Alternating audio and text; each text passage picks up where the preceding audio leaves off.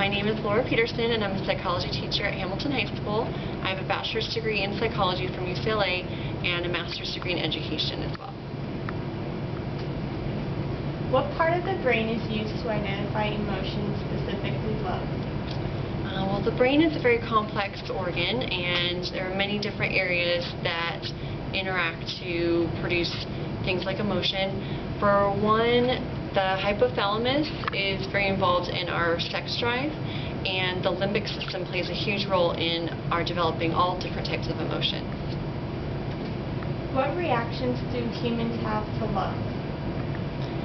Well, one of the purposes for love is to bond us to our offspring, because human babies, when they're first born, they're absolutely incapable of taking care of themselves on their own. And so part of the development of emotions is in part in order to help humans encourage them to care for their offspring and to ensure their survival. What hormones are given off from humans when they feel this emotion? Let's see. Norepinephrine is something that is given off in our body, as well as oxytocin and dopamine, which contribute to feeling really good and feeling exhilaration and excitement. What causes humans to lose focus and get distracted by this emotion on what seems like simultaneously? Well, I think that to a certain degree some people, or all of us, can become addicted to that feeling, and so people can get really wrapped up in trying to pursue it and trying to keep that emotion flowing. Are there any involuntary actions?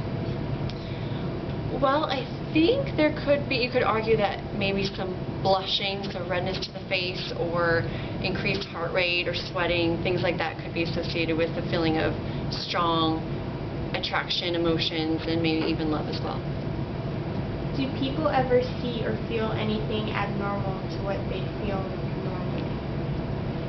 Well, I think that sometimes people can have their perception altered when they're in love, sort of like the saying that you might have heard, to see through rose-colored glasses.